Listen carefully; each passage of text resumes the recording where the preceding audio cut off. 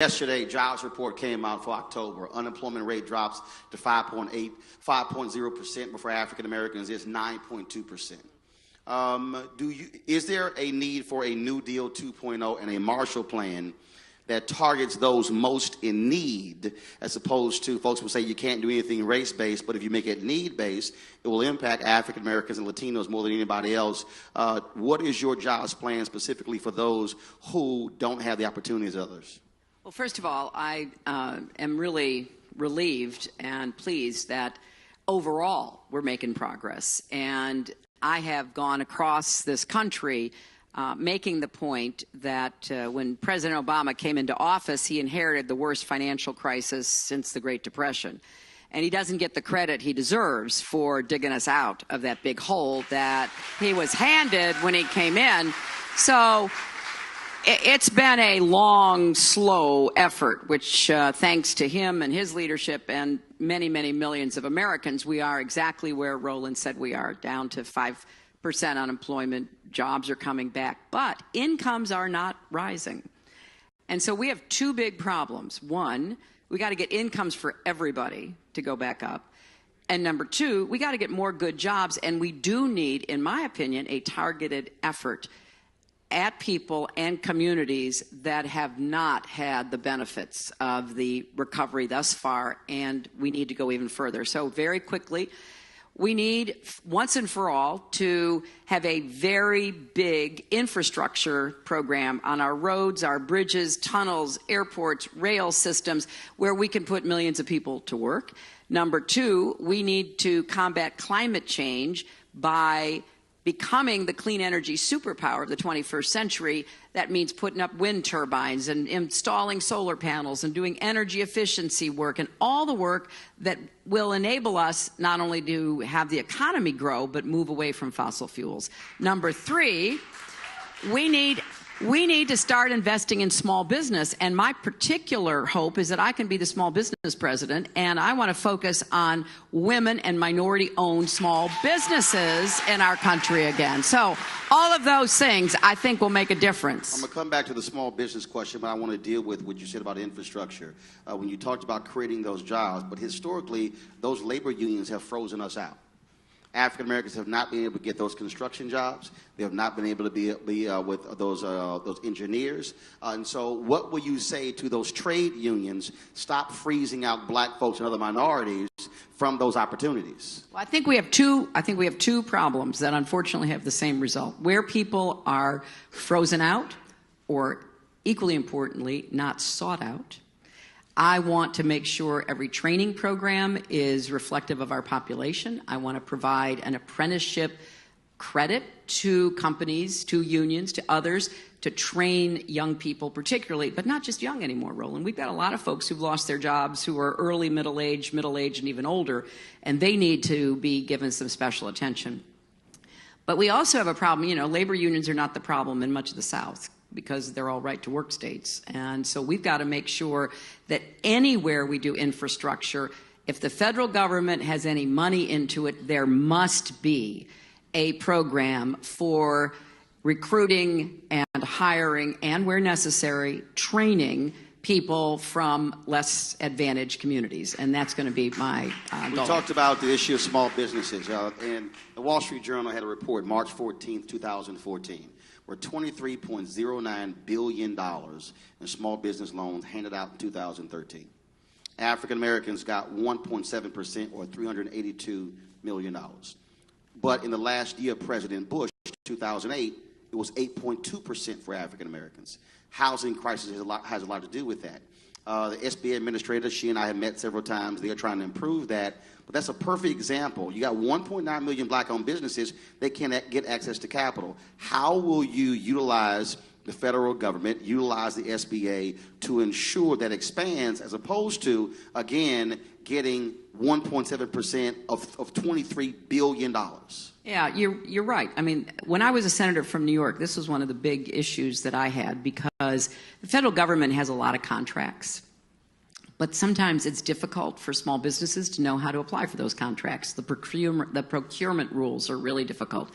So I used to run procurement outreach programs and a big conference where we sought out small businesses, and again, with a special emphasis on minority and women-owned businesses. I think we've got to do that all the time. It can't be just a one-off deal. You've got to have a much more vigorous effort to reach out and help people, number one, apply for the contracts that are available. There is, and I agree with this, there is a preference in the law for small businesses that are minority and women-owned. I want to make sure that preference it is translated into benefits and doesn't just sit on the books and it doesn't have any results. But also have bureaucrats who actually make the job happen. 100%. Well, you know, look, in my administration, what I want to do is to set some goals and tell people who work for me, this is what I want you to do. And if we really measure what we're doing, we can get results and we can change outcomes, I believe. In 2010, I had a meeting at the Treasury Department with two officials who said that black and Hispanic firms outperformed everyone else on the management of TARP funds. My follow-up question was, did they get more money? Then the answer was no. What you have here is you have a good old boy system, largely whites in the Treasury Department. That's the only department that shares a lawn with the White House. Is that a perfect example of, if you're president, you will tell your Treasury Secretary, you are to do what Maynard Jackson did, put economic power with political power, what David Patterson did as governor of New York, and say, no, you are going to expand those opportunities. If they're outperforming everybody else, they should get more business. Well, if somebody tells you that a group or a person is outperforming everybody else, your question's the right question. Well, then are you going to reward that person or that group or business for having done that? My answer is yes. And I want, you mentioned a couple of examples. You see, I think that when you look at the economy, there are opportunities that we are not seizing on behalf of communities and individuals. And I don't think there's any doubt at all that we've got to do more to open doors and to rebuild those ladders of opportunity. So when it comes to businesses, particularly, as I say, small business, minority and women owned, I'm going to be vigilant and I'm going to drive people to get results. And what I like about what you said is, we're not doing this as charity, we're doing it as business. We want good business people to have more opportunities. And when they do well, we need to reward that, and that's what I intend to do. Last 7 years, 53% of black wealth was wiped out. You talk so fast. Am I talking too fast in response? I mean, raise your hand if you think we're both talking too fast. But he's got a lot to ask. I'm sorry. Well, yeah. Plus, they're saying rap. No, I got some other stuff to ask. Yeah. I got it. I know. 53% of black wealth was wiped out in the home foreclosure crisis.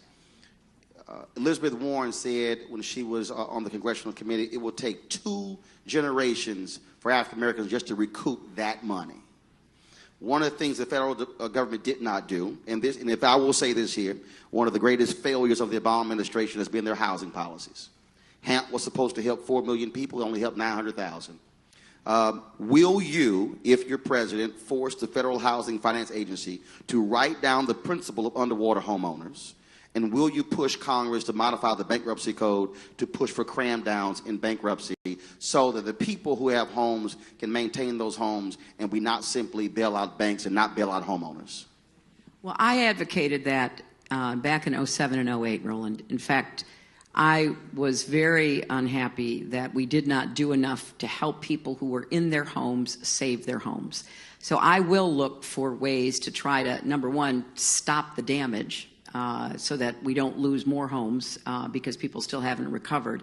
But number two, we've got to get back into the home ownership business. And a lot of financial institutions are reluctant to loan. And they're more reluctant to loan to African American and Latino but they're purchasers. Sitting on housing stock that earlier were distressed assets, and now they're simply selling those off to hedge owners. And I don't agree with that. I think that's wrong. And we're now starting to see some of the bad behavior coming from the folks who bought those homes. They're forcing people out. Big article today about misleading people and forcing them to turn over their home under false pretenses. So you're right. What happened in 07, 08 is just beyond horrible. 9 million people lost their jobs, 5 million lost their homes, and $13 trillion in family wealth was wiped out, most of it in home ownership, but also IRAs, 401ks, college funds. Everybody had to take the money out in order to live. So we have a lot of catching up to do, and it's not enough if just some people recover. I want to do what I can to help everybody recover. The 1991, I graduated from college, and I interviewed at the Birmingham News. All 16 editors there wanted to hire me, but the HR department said no because of my credit report. There are an increasing number of people across this country who are being denied jobs because of credit reports and credit scores. Do you support Congresswoman Maxine Waters' bill that deals with the issue of repairing the Fair Credit Act, and in most cases wiping out requirements to have folks go through credit checks when they're applying for jobs, federal contractors as well as federal agencies? That I generally agree with that. I don't know the specific of Maxine's legislation, but I will obviously look at it immediately. But I want to make two general points. One, sometimes credit reports are wrong. But let's deal with that problem because... And her act deals with that. Yes, and that is a serious problem for a lot of people. Secondly, look, I think a lot of credit problems, particularly for young people, have to do with student debt, have to do with credit cards that they had to use in order to stay in college, in order to be able to get their education. There are a lot of reasons why I don't think you should have credit reports following you around like some anchor that you have to carry with you. So yeah, I want people to be responsible. I want them to pay their debts, but I also want to make sure you got a second chance. And it shouldn't be that you are denied a job that has nothing to do, as I understand, working for the Birmingham newspaper would have with your credit score or your credit situation. So we need to take a hard look at that, and I'll look at Maxine's bill. Last Friday, you were in Atlanta. There were people who were there who interrupted your speech, and some folks chanted Black Lives Matter. Do you fully understand the reticence of some folks when they say, under your president, he signed into, under your husband, who's president, he signed into law the crime bill that has contributed to the mass incarceration problem? He signed the welfare bill that many say is onerous as well. Do you understand their sentiment? And one of the other questions is, why not roll out your entire criminal justice program at one time as opposed to individual speeches? Well, first of all, I do understand the sense of frustration and disappointment and even outrage that young people like those that were in Atlanta last week feel, because there's a lot of things that need to be fixed, and they're impatient, and they deserve to be impatient, and they deserve to hear answers from people like me running for office, particularly president.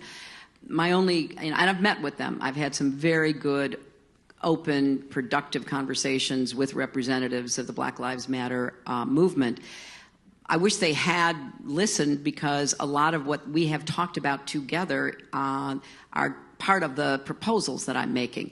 And the reason we roll them out, and this is an interesting point to make to you as a leading member of the press, is you get more attention paid to them. If you put it out one day, it's a one-day story. If you roll them out, you get covered as you roll them out. So we've been rolling out, starting with the very first speech that I gave in this campaign back in, March or April, about criminal justice reform, incarceration reform, and we're going to keep doing that because I want people to look at what I am proposing. We're going to reduce minimum mandatory sentences. We're going to finally remove the difference between powder and crack cocaine, which has been a terrible, unfair burden. We are going to ban the box and let people apply for jobs, and only at the end, if they get to that end, they get to be they talk about whatever record they might have. We're going to invest much more in treatment and recovery and support and jobs and training programs. So we have a very robust agenda, and I feel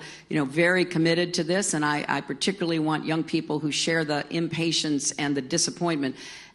And I think we should be talking about going forward, but I will say, back in the 90s, that bill was in response to a horrific decade of crime, and leaders of the communities of color and poor communities were in the forefront saying, you must do something. And it was done, and it did have a lot of positive but also negative unintended consequences. That's why we have to take another look. That's what a democracy should do. Look at the evidence and make changes based on it. We're going to go to question in the audience, but you mentioned mandatory minimums. Why not get rid of all of them and allow judges to have the discretion as opposed to still having mandatory minimums where you got some folks who are in jail for 20, 30 years for small offenses? Well, we want to get rid of the nonviolent, low-level offenses being a way to go into jail or prison. We think there's a lot more diversionary work that can be done about that. But, you know, Roland, this is like everything else. It cuts both ways. If you reduce the mandatory minimums, I believe then we can see, does it reduce discrimination? And discrimination can be on both sides, because what happens right now, which you know so well, is that African American men are far more likely to be arrested, to be charged, to be convicted, to be incarcerated for doing the same things as white men. So we want to reduce those minimums, but we also don't want to open the door to a different form of discrimination. So we're looking hard at how this would actually be applied in the real world. Question? Secretary Clinton, thank you so much for being here this afternoon. I have a myriad of issues that are of concern to me personally. I have elderly parents. I have a 16-year-old niece and nephew preparing for college. I'm a working, career-minded African-American woman. But my main question is, how do we hold, or what's the plan of accountability for companies for disparities in pay between men and women? And then how can we as women ensure that we are receiving equal pay for the same work? Amen. Amen. I have to tell you, I do not do a town hall anywhere in America without being asked this question. And for all those Republicans who say this is not a real world problem, I wish they would come to my town halls, because I don't know who they're talking to, because it is. And I think there are several things we do. Number one, just talking about it, making sure people can't ignore it or diminish it or pretend that, it's somebody else's problem. But then we have to enforce the laws that are already on the books, and I will do that vigilantly, because this is not just a woman's issue. This is a family issue, and this is an economic issue.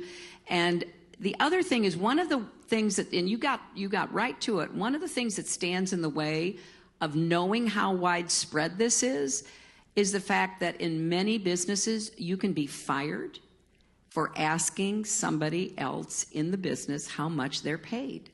So a lot of women don't know they are being paid less than the men that they're working beside doing the same job. That's what happened to Lilly Ledbetter, the woman in Alabama who had worked in a big factory for years. She got promoted okay. She became the first, woman foreman, I guess, or woman forewoman. And she worked there, and it was only by accident she learned that although there were 4 or 5 men doing the very same job, she was being paid less. So I want to remove any doubt that transparency is acceptable, and if there needs to be changes in the rules or the laws about businesses so that they cannot retaliate, so that you can find out how much you're being paid, so you can compare your pay to other workers in the same situation. I'll tell you just a real quick story. A young man came up to me in New Hampshire. He said to me, I want to tell you why I'm for you. And he was like in his mid to late 20s. He said his first real job was working as a cashier in the same store that his mother worked in, part of a chain. And he was 17, and he was so proud because this was like the first job, and he got it because his mother introduced him to somebody. It was, great. So he comes home with his first paycheck. His mother looks at it, and her face falls, and she tells him, "You're making $1 more an hour than I am, and I've been there 4 years." So he went to find out, and the manager said, "Well, yeah, you're a young man. We think you've got a lot of potential to go up in the business." And, "Well, what about my mother?" So we're going to tackle this, and we're going to end it once and for all. All right.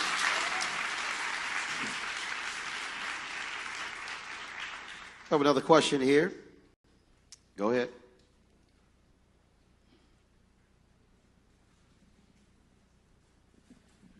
Roland, first of all, thank you for all that you do. We're proud of you. I appreciate it. Madam President. From your lips to God's ears, right? We've got a problem here, not only in South Carolina, but in most of the southern states and throughout the United States, with guns. And we know the NRA is just adamant about not doing anything to do away with these guns. But what we need to do is to find out, what will you do to get rid of all these guns that are on the streets, that are in the homes, that are inadvertently killing youngsters in their homes? What will you do to help us out with that? Well, this is an issue that I just think we have got to address. I understand how politically challenging it is. 90 people a day die in our country from guns. Homicide, suicide, and avoidable accidents like what the gentleman was referring to. And it is imperative that people make this a voting issue. I know we can balance the legitimate rights of gun owners with the right to be safe going to school or going to church, the right to have more control over what happens in people going to stores to buy guns who shouldn't have them. So here's what I am proposing. Number one, we need universal background checks for real. We need to close the gun show loophole. We need to close the online loophole, because people are buying guns and ammunition online. You have no idea who they are, and we know some of the mass murderers, that's how they got what they used to kill people. We need to close what's called the Charleston loophole. The Charleston loophole is unfortunately what enabled that young man to get a gun he was not entitled to. He was a felon. He had a felony conviction. But under the rules, 3 business days is all you get to find out. And the information hadn't been shared between 2 jurisdictions. So after 3 days, he got that gun, and he went to Mother Emanuel, and he murdered those 9 wonderful people. And then we need to remove the immunity that gun makers and sellers have. They're the only industry in America that we give blanket immunity to. You can do anything. And then that gets to the final point I want to make about what you asked.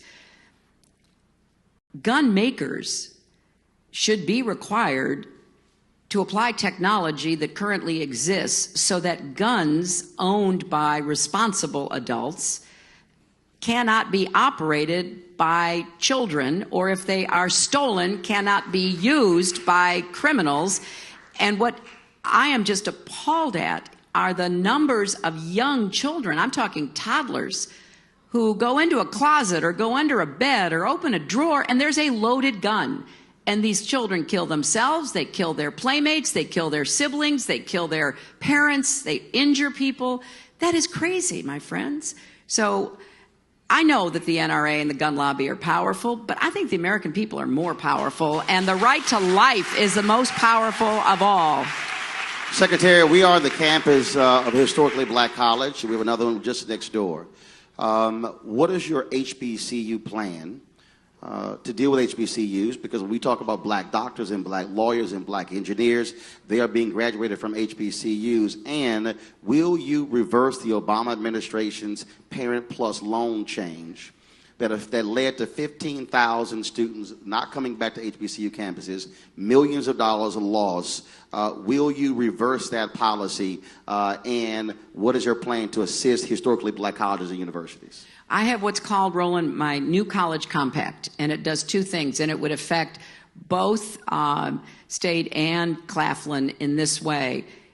If you are going to a public college or university, you will not have to borrow money to pay for tuition, and you will be able to use your Pell Grant if you get one for living expenses. And so we are going to make it possible for far more young people to be able to go to college, finish college, and graduate without that debt. With respect to HBCUs, that will help the public HBCUs because they will certainly be included. But I want to go further than that, and I have a special provision of a pot of $25 billion for HBCUs, including private institutions, because I agree completely with what Roland said. These are the places that graduate black professionals, and we need more, not fewer, and I will reverse the impact of the loan changes. So again, you say you will reverse that? Yes, because I think that, well, first of all, my plan will mean that it's not necessary. But for those young people who dropped out, we need to figure out how to get them back in. So we have to reverse the facts that led them to have to drop out. Question. Good afternoon, Secretary Clinton, and thank you so much for coming here to South Carolina and Orangeburg. I have a two-part question for you. As you know, we have lost a lot of textile jobs here in South Carolina over the past years, and my questions are, do you think your husband was right in signing NAFTA into law? And the second part of my question is, what will your administration do to bring back industrial-based jobs to South Carolina? Well, you know, I know how controversial trade has been in South Carolina, and South Carolina is a classic case of winners and losers because of trade. And the biggest losers have been the textile firms, because a lot of those jobs, not just through NAFTA, but through differences in costs of production, went to Asia as well. So I don't think we can blame the loss of the textile industry on NAFTA. I think it was broader than that. NAFTA may have opened the door more widely for jobs to go to Mexico, but textile jobs were under global pressure even without NAFTA. Now, what does that mean? Because the other side of the equation is that South Carolina has attracted a great number of car companies, more advanced manufacturing companies. So it's a kind of good news, bad news story. What I want to do is to make it possible for us to recruit both internally within the United States and externally from abroad more jobs. And I'm not sure, I'll be honest with you, I'm not sure we can get textile jobs back unless they are more sophisticated, requiring higher levels of expertise in the dyeing and the printing and whatever else is required. But I do think we can get more advanced manufacturing jobs back if we provide more tax credit and more tax support. If we do what I said at the very beginning, we have more apprenticeship programs, so we're training our workforce right here at home. The community college system is one of our biggest advantages in any measurement of how we can be successful. And I've been to a good community college outside of Charleston, which is doing these apprenticeship programs in advanced manufacturing. But let me just say, we're not going to get those jobs back unless we have skilled workers to be able to do them. And that's where education comes in, because we have still too many people who don't have the skills that are required to do the advanced manufacturing. So I want a nationwide effort, but to focus on poorer states with larger poor populations like South Carolina, to do more in a kind of, as you were saying, a New Deal or a new training program, so that we actually take seriously the idea we can get and keep these jobs. And it's one of the reasons why I came out against the Trans-Pacific Partnership bill, because we have to trade. Look, we are 5% of the world's population. We have to build things and sell things to the other 95%. So people who are against trade under any circumstances, no matter what, I think are kind of missing the point. We need smart trade and fair trade and effective trade, and we need to mix it with taking care of our own people. So if you open the door to trade, which I'm all for, you got to make sure you've got people in your own country who are able to compete for those jobs. And the Republicans are all for trade, but they're not for job training. They're not for preschool education that'll prepare kids. They're not for reskilling the workforce. They don't want to spend any money on that. And I am holding out to say, okay, we can do trade, but we can only do trade that is going to benefit the American people across the board if we invest in our own people and we give them the skills and opportunities to be successful. Question. Hello, my name is Elaine Cooper, and I am from Columbia, South Carolina. I have a question. If you would address the voter ID bill here and voter suppression, and how our lines are drawn. I think a lot would help the situation with one comment that was brought up at the forum last night, and that is automatic registration of all 18-year-olds. Automatically, when you turn 18, you would be a registered voter. Could you please comment and what your response, or how would you go about doing that, or if you agree? Well, actually, I proposed that. I was the first person to propose that in a speech that I gave about voting rights at Texas Southern University, where I received the Barbara Jordan Award a couple months ago, last summer, I think. And the reason I proposed it is because I believe strongly that young people should be registered when they turn 18. Now, for legal reasons, they can opt out of that, but I don't think the vast majority would, and I want to see young people registered at 18. But you raise a much bigger point. You know, when the Supreme Court, and these are my words, gutted the Voting Rights Act by rejecting the Congress reauthorizing it, and I was in the Senate then, we voted 98-0 to reauthorize the Voting Rights Act. The Supreme Court was basically sending a message to political leaders that they could begin to try to find new ways to interfere with the right to vote. Now, that may not have been their intention, but that has been the result. And so all these photo ID, you know, we did not have a problem of any magnitude whatsoever. Our problem is not people illegally trying to vote. Our problem is that legal folks are not doing what they should to vote, to make sure their voices are heard. And so I have been taking on this issue, and I'm going to keep taking it on, and I think the Supreme Court was absolutely wrong. There's legislation now being promoted in the Congress to try to repair the damage that the Supreme Court did. But in the meantime, we need to have political action, we need to have litigation, we need to have mobilization against these efforts to suppress the vote. Now, you ask yourself, why are they doing that? Well, it's pretty simple. There's some people, they don't want to vote. And I'll give you a perfect example. Alabama passed a voter ID bill. And they said, okay, one of the voter IDs you can use is a driver's license with your picture on it.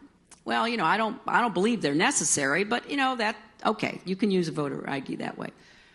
And then just a few months ago, they pass a bill, and the governor acts to shut down the motor vehicle offices in the counties that have the biggest black population. Now, you know, I spent 18 wonderful years in Arkansas, and I learned a lot.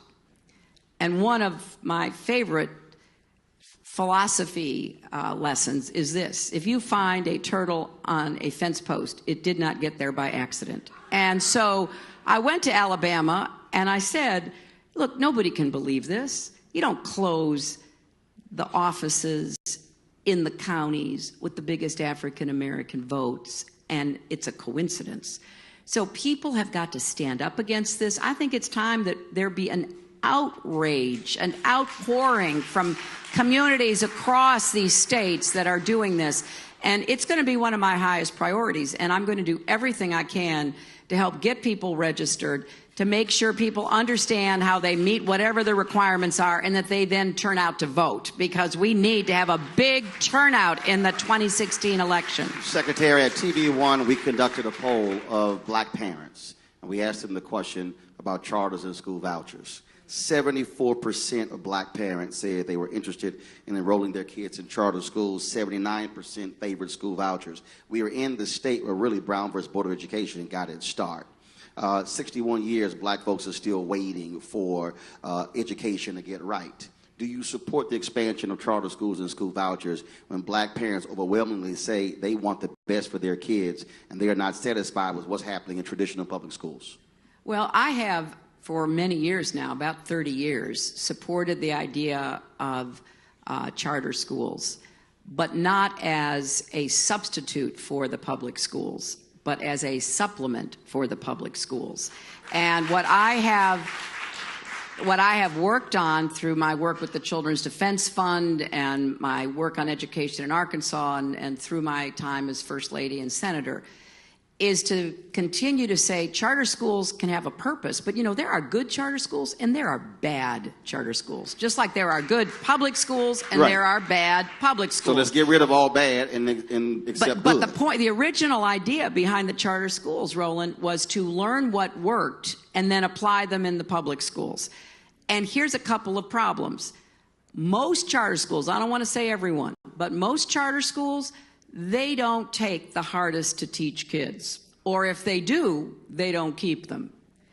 And so the public schools are often in a no-win situation because they do, thankfully, take everybody, and then they don't get the resources or the help and support that they need to be able to take care of every child's education.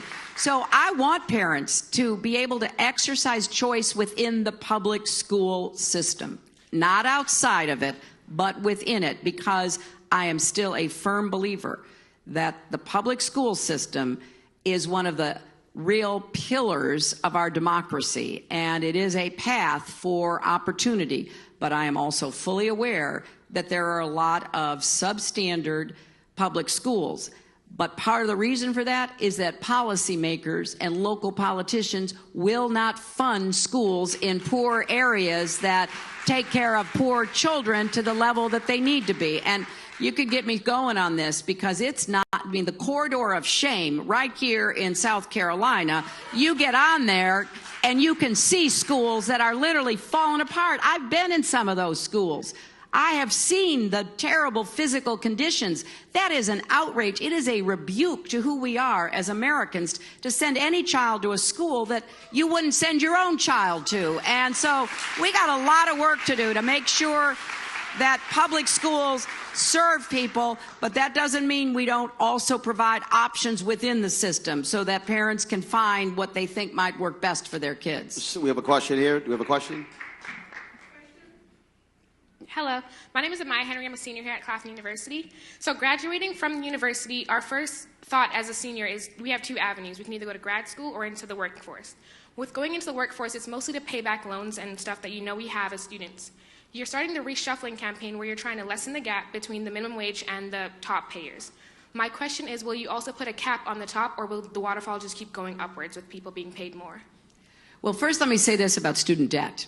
I want to be able to refinance everybody's student debt so that you will save thousands of dollars and the amount you have to pay back will be manageable for you. Because what's happening now is young people graduate with all this debt, and you often have to go into the workforce because you got to pay it back. And I want to put an end date to the debt. I mean, if you have been vigilant and diligent in paying it back, there's got to be an end date. I also want to get more young people the option to go into income contingency repayment programs like I had and my husband had. We had loans, but we got to pay them back as a percentage of income, not as a fixed interest rate. So we're going to get the costs of student debt down. But the other problem is we need to get the pay of people who are in the workforce up. And it's not going up. That was one of the first points I made. We've recovered a lot of jobs, millions and millions of jobs. We're down to 5% unemployment, but pay has not yet been rising. So we've got to do more to get pay to go up. And there are obvious things to do, like raise the minimum wage. And then that usually has an upward impact on wages going up the scale. I want more companies to engage in profit sharing because their employees help to create the profits, and I want to see it go not just to the top. We're going to close loopholes, and we're going to make sure that people who are making huge salaries pay their fair share in taxes. So we're going to go after the problem of wages not rising so that you can get your debt down and hopefully your income up. Question right here. Thank you. Madam Secretary, in 1989, we passed the fire rail legislation by Congress to allow them to bail out the savings and loan. The president bailed out the banks. But in the 1989 fire rail legislation, we said that those banks had to create community reinvestment under the Community Reinvestment Act, which is expansion of that legislation. As I listen to Martin talk about what banks have done in terms of collecting those properties, and since the bailout, we've seen very little, if anything, is being done by banks in the community reinvestment. Sure Bank, done by Jaworski in Chicago, was an example we used when Congress passed the Community Reinvestment Act. What will you do to get these banks back moving to invest back in our communities? Great question. You know, I believe in the Community Reinvestment Program, and again, it's something that Democrats have had to defend against Republican attacks for decades now. And there are good examples of it working, but increasingly in later years, it has not. And there are two approaches. One, the Treasury Department and the bank regulators need to ensure that banks are meeting their obligations under community reinvestment. And there are a lot of good programs that we can point to. If they don't know what to do, we can show them what to do and what will work to create economic opportunity. And secondly, you mentioned Shore Bank, which I worked with. And then in Arkansas, I helped to start the Arkansas Development Corporation. Because I think that in addition to getting conventional banks to do what they can, we need some more of these development banks, like South Shore was the example, and what we did in Arkansas has had a real positive effects. Now, the final thing I'll say about this is, you know, there's a big fight going on in Washington about the Dodd-Frank bill and the rules that it placed on the banking community, primarily aimed at the biggest banks that were contributors to some of the problems that we had, like the mortgage and other problems that we were talking about earlier. A lot of community banks say, hey, those rules fell on us too. We're just a small community bank or a small regional bank. So I want to, without giving any relief to the big banks, because I do think they need to be regulated so they don't get us in trouble again. I want to provide, you know, some opportunities for community banks to be able to once more be partners in community reinvestment. So those are my approaches. Unfortunately, many of those banks in Chicago have gone out of business. And it was during the Great Recession that South Shore did. Yep. Good afternoon, Mrs. Clinton. My name is Nicholas Stewart. I'm a junior here at Claflin University. With more states legalizing marijuana for both medical and recreational use, what is your plan to tackle the issue of marijuana prohibition on the federal level? Well, here's what I believe. I believe that states are taking this step. And, you know, there's that great phrase attributed, I think, to Roosevelt, that states are the laboratories of democracy. And I want to see how it works before we do a national plan from the federal government, because I think there's a lot for us to learn. But what I do want is for us to support research into medical marijuana, because a lot more states have passed medical marijuana than have legalized marijuana. So we've got two different experiences or even experiments going on right now. And the problem with medical marijuana is that there's a lot of anecdotal evidence about how well it works for certain conditions, but we haven't done any research. Why? Because it's considered what's called a Schedule I drug, and you can't even do research in it. So I would like to move it from what's called Schedule I to Schedule II, so that, you know, researchers at universities, at the National Institute of Health, could start researching what's the best way to use it. How much dose does somebody need? How does it interact with other medications? Because if we're going to have a lot of states setting up marijuana dispensaries so that people who have some kind of medical need are getting marijuana, we need to know what's the quality of it, how much should you take, what should you avoid if you're taking other medications. So that's how I'm currently thinking about it. Speaking of science and research, if you're president, will you push for a dramatic increase in federal funding for a cure for sickle cell anemia? Amen. Amen. Yes, I will. And here's, you know, sickle cell is, how many people here know somebody with sickle cell? Oh my gosh, yeah. I mean, it is a devastating disease. And I know several people. In fact, the other day, well, actually, it was last week, I was at the NAACP banquet in Charleston, and a young woman in high school gave a tribute. And then she came over and she talked to me, and she was diagnosed with sickle cell when she was a very young child, and she's been in and out of the hospital, and she now goes to the medical center in Charleston to get transfusions every month. I have another friend, a young lawyer, who has sickle cell, and she's really, really smart. She works really, really hard, and then she has to go into the hospital. I mean, this is a devastating disease. And so, yes, I think we need to put more money, more time, more effort into figuring out how we're going to finally cure and end sickle cell anemia. We have a question. Good afternoon, Mr. Martin and Secretary Clinton. When I had the pleasure of meeting you a few minutes ago, you mentioned you were a Girl Scout. So what character traits did you learn while scouting that you would use to be a successful president? That is such a great question. Let's give this young man a round of applause. Oh my gosh. I did. I told him that I was a scout. I started as a Brownie. I was a Girl Scout through high school, and I learned a lot. In addition to the little merit badge things you learn, which he's got some of his merit badges on his uniform, I learned about teamwork. I learned about cooperating with other people. I learned how important it is that when you say you're going to do something, you do everything you can to keep your word and do it. I learned about how scouting has, for so many decades now, helped young women and young men learn things that they might not have otherwise learned. You know, my family was not a camping family. You know, we drove every year from Chicago to Pennsylvania to see my grandparents, and we slept in the car. So we weren't into the, forests and the woods and all of that. So I learned specific things as well as general values and character traits that I think are really important for everybody to learn, but which scouting has made a big difference in. Since he has the uniform on, if you are a veteran or in the military, please stand up. Secretary. Stay standing. Stay standing. No, stay standing. Secretary, a few weeks ago, you were doing an interview and you talked about the VA scandal not being as widespread as was reported. Veterans Day is Wednesday, November 11th. Typically, when a president appoints Secretary of Veteran Affairs, it's sort of one of the last appointments not considered major.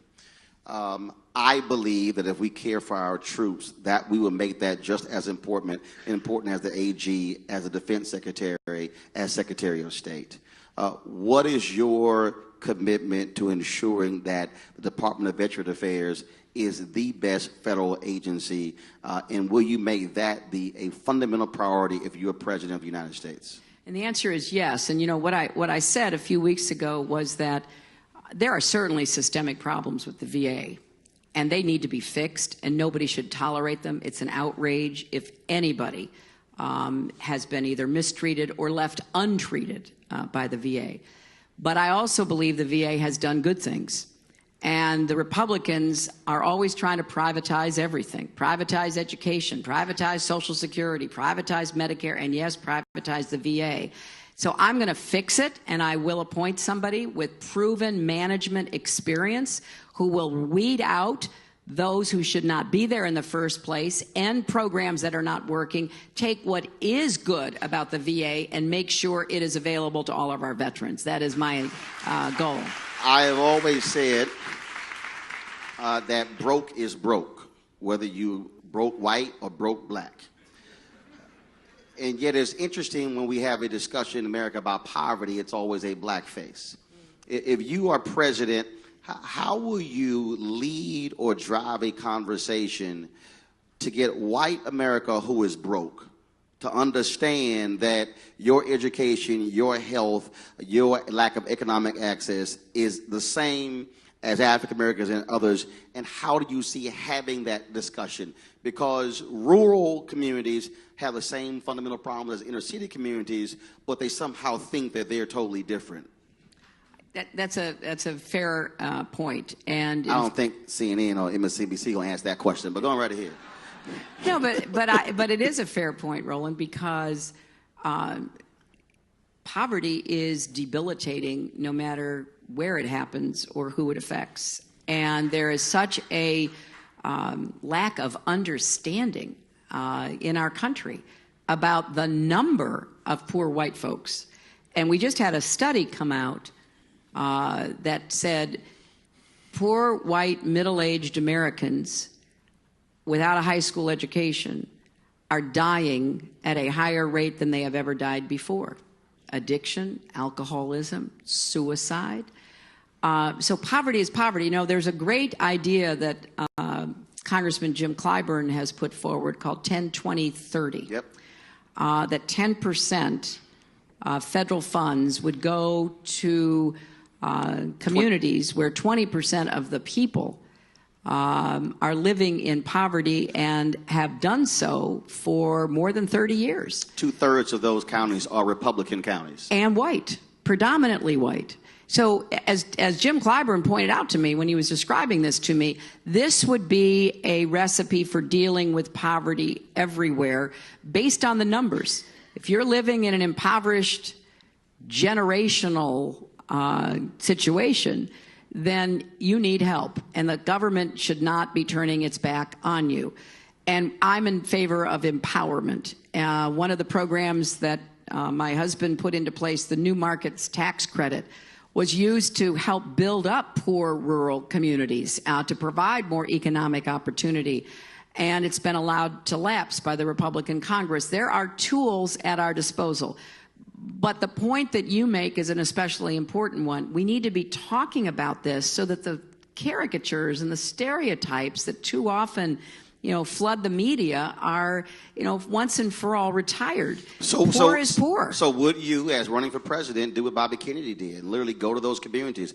What he did going to the Delta gave a whole different view, and literally all the cameras that follow you, bring them with you to those areas and say, America, these are broke white people who are poor, and this is what poverty looks like, not some black single mother in Chicago or Detroit. Well, and he went to Appalachia as well. It was Delta. It was the Delta and Appalachia. Well, let me just point out that, a lot of Republican governors are not expanding Medicaid, including right here in South Carolina. And that is leaving hundreds of thousands of poor people, black and white, just to the mercy of the emergency room. There's no system for them to be able to get the health care they need. And if you compare, and I was in Louisiana not so long ago, and the prior Democratic governor in Arkansas expanded Medicaid, got a special waiver from the federal government to do it a way that he could get it through his legislature. But the fact is, hundreds of thousands of poor Arkansans, white and black, got it. Across the border in Louisiana, their Republican governor running for president wouldn't do it. So hundreds of thousands of people were left out. Now, I don't know how you justify that, especially since the federal government is paying 100% of the cost until in a few years it'll pay 90% of the cost. Because we want people to be well.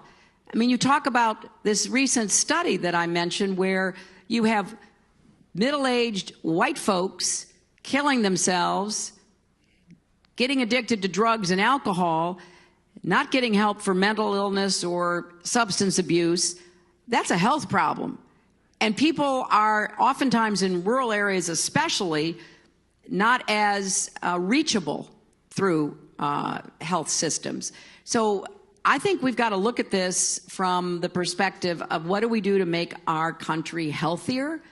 And the people most in need of that are poor people, wherever they live and whoever they are. So I feel passionately about this. As I said, my first job out of law school was with the Children's Defense Fund, started by Marion Wright Edelman from Bennettsville, South Carolina. And so I've spent time. My first job for the Children's Defense Fund was coming to South Carolina to do an investigation about juveniles in adult jails. Sound familiar?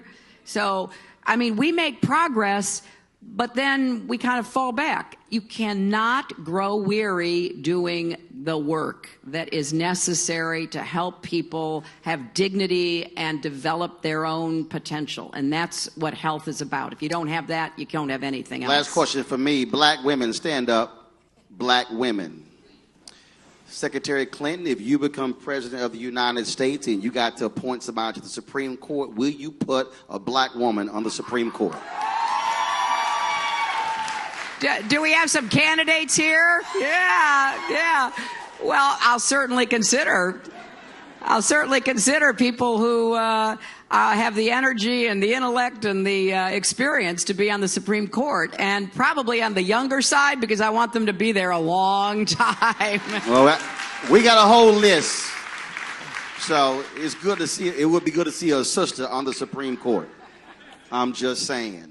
All right, then. So we have a actually, you have a question over here. You stand up. Go ahead. Shout it out.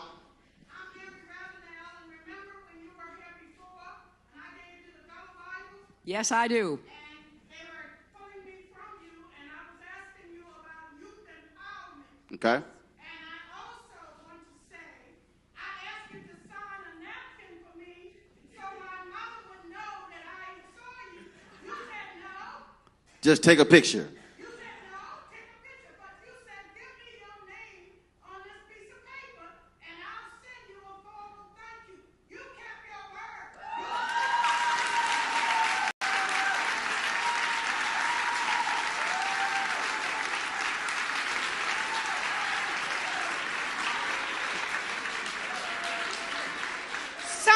so simple. And then Bill came to South Carolina, and I was in the audience, and I said, I'm Mary Ravenel. He said, I want my Gullah Bible. So what? You trying to meet Chelsea next? But what's your question? My question was, we were talking about youth empowerment. And I told you at that time I was working at Felton. So we were talking about youth empowerment. I now see as a part of your platform, youth empowerment. And I also heard you said today, grassroots, small children. What is your plan when elected president that you have for identifying, like other countries, the cream of the crop and channeling those children from children up to be prepared when these job opportunities open up? All right. Mary, that's a really good question. And if you haven't seen one of the Gullah Bibles, I really recommend you do, because it's such an extraordinary part of South Carolina history. And I thank you. And as you could tell, my husband was jealous, which, you know, is okay. Look, I think you've got to start with the families and the parents of little children. And I want to do more through communities, through churches, through other institutions, to help every parent understand that he and she are the child's first teachers. And to do what we know can work to get those children better prepared for school. You know, I think talent is universal, but opportunity is not. And there are a lot of really smart kids who don't get the chances they deserve. That's why we need universal pre-kindergarten, because we need to start with kids who really deserve that extra help, so that when they get to school, they're better prepared to learn. And I do think what you're saying makes sense, and it goes back to the point we were talking about earlier about schools. You know, when I was First Lady of Arkansas, we did a very comprehensive overhaul of our school system, changing the curriculum, putting more demanding requirements in. But we also recognized that it was difficult in a rural state like Arkansas and a rural state like South Carolina to provide all the opportunities for everybody everywhere. So I helped to start the Arkansas School for Math and Science. And it's a boarding school, a public boarding school, so that young kids interested in science and technology, engineering and mathematics can apply to go there if they're in a small district that doesn't have the courses that they're looking for. And I would like to see us do more of that across the country. And there are some states that have done this. Some of them do it for performing arts. I've started with science and technology, but there are other kinds of studies, because when you have as many small towns and rural areas, it's not possible to provide everything in person, which is why we also need to do more through technology and online learning. But if you're in a poor school and you don't have the computers and you don't have the tablets and you don't even have the school wired and you don't get high-speed internet, it's pretty hard, and your kids are going to fall behind. So my highest priority is, let's raise everybody up, and let's provide some special opportunities for kids who want to go further in the areas of their expertise, or they want to learn, okay? Final comment. Or was that it?